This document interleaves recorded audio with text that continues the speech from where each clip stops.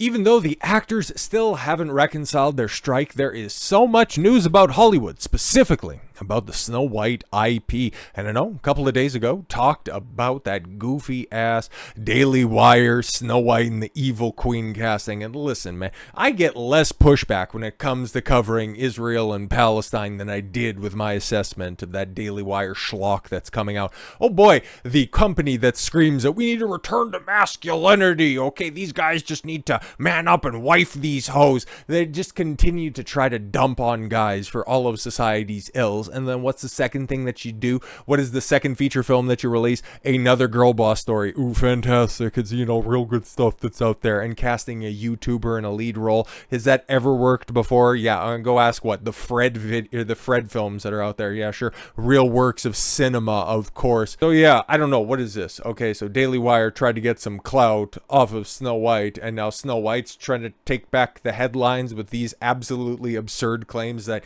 I believe just as much as Daily Wire when they say that we're going to make a non-political story. It's like, okay, cool. It's just going to be fucking, woke cringe that they're going to be doing, that they're going to be trying to combat rather, and they're just going to go ahead and try to combat that with, fucking, pro-Jesus messaging. Who the fuck cares? Or whoever the Jews pray to. Snow White is one of the better live-action Disney remakes, according to test screenings. I don't believe you. I do not believe you. But this was from, early August. Okay, you know what? Hey, you know what? Maybe tastes have changed a little bit. Snow White, the live-action remake in the 1937 animated film, The Snow White and the Seven Dwarfs, is one of the better live-action remakes. Revealed a test screening reaction. The attendees of the screening praised Greta Gerwig's that bitch who couldn't even write an effective feminist message in Barbie, for God's sakes. Like, okay, the reason that film ended up being so popular is mostly because of its genius marketing and trying to attract the single piss-stinking millennial woman to get to the theater. But then it wasn't also overtly against feminized women, so they at least thought that they could go in there and express femininity in all of its finest forms, and then end up getting a 90-minute long feminist diatribe that was like, is this supposed to be a comedy? Is this supposed to be parody? And then everybody coming away going, who was the best character that was in there? Ken, because he was at least relatable. Like, the dude just wanted to be treated equally, and Barbie just kept on shitting on him the entire way. Yeah, that goofy bitch who wrote all of that fucking dialogue and then also directed that abomination, she's writing Snow White. Let's not let that one slip, because when it comes to the marketing of Snow White, Rachel Zegler, Gal Gadot's wooden acting, she does not need to be saved by the prince. I'm going to be so disappointed when this eventually does bomb and come out and all that stuff. I'm not going to be able to run back a Gal Gadot impression anymore. It's going to be so sad because that bitch ain't getting any more fucking work. Holy man. Maybe she'll get called back to the motherland in order to defend it. Anyways, adding that it carried the film, according to the viewer. The scope and magic of the film can be compared to the same as Kenneth Branagan's Cinderella, which, by the people who have seen these abominations, say that I think Cinderella is the best received one. I think so. I think that's what it is. Yeah, she's the blonde. It was actually cast as a blonde. The songs performed by Rachel Zegler, who plays the titular character Snow White, were also well received. However, Gal Gadot's performance as the Evil Queen, the infamous antagonist in Snow White's tale, has been described as theater-like and over-the-top dramatic. It's probably bad, okay, but I can't imagine her emoting anything more than just stoic. No, Kal-El, no. Why, Snow White? Why have you come to threaten me? Is it because of your guilt? I can't imagine her being over the top in anything. Okay, Gadot's character has numerous outfits as well. Okay, Zegler's Snow White, on the other hand, apparently wears two outfits. It's probably, that goofy ass, I was in the dress for 18 hours and I deserve to be paid for every hour that it's streamed. Yeah, don't worry, you will be. Here's some pocket change. The test screening attendee also revealed that the film comprises several songs originally composed for the remake. Fantastic, okay, including Waiting on a Wish, Not for a Man, okay, for just, oh my god, for Stop Getting So Much, unwanted male attention. Can I just finally get my fucking wish already? God damn it. These songs are combined with a few of the tracks from the original film. Just a few of the tracks from the original film. Oh my god, it's Disney's seminal film, for God's sakes. It's the film that launched the studio. Benj Pasek and Justin Paul, who wrote City of Stars for La La Land and This Is Me for The Greatest Showman, are behind the original songs. Okay, I think like those are well received films. I don't know, maybe like I've checked out of Hollywood for so long. This shit is just hilarious to me. According to the viewer, the film starts with a flashback sequence that revolves around Snow White's childhood. If the original film has little people as pivotal characters, excuse me, they're called midgets.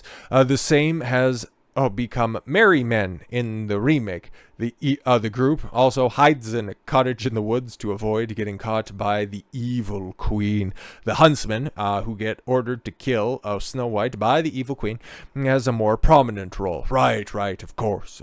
They're gonna have, the huntsman. The huntsman's gonna have a much more prominent role because I think the guy who kills him off isn't even in the film anymore because she doesn't need to get saved by some evil narcissistic prince. We're going to have 90-pound, 5'3" Rachel Zegler kick the piss out of some straight white man. Like, who's in the role of the huntsman? I'd imagine. Okay, I don't know anything about the casting, but if Snow White's going to be played by a half Puerto Rican, the huntsman, the ultimate henchman for the evil queen. Yeah, he's going to be fucking white as the driven snow.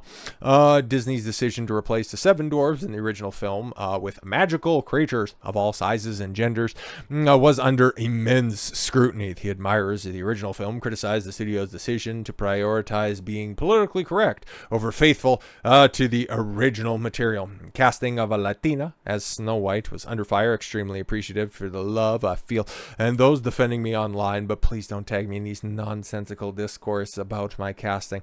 Yeah, Ziegler responded to the criticisms, but don't worry, guys. Like I said, this was from back in the cut. Okay, this was back all the way in August, and they had, they got their little notes, and they could figure out what they could tweak, what they could re-edit, okay, what they could go out there and polish up in order to make much more appealing for the people that are out there. And apparently, within the past couple of days, we had another test screening, and guess what, guys?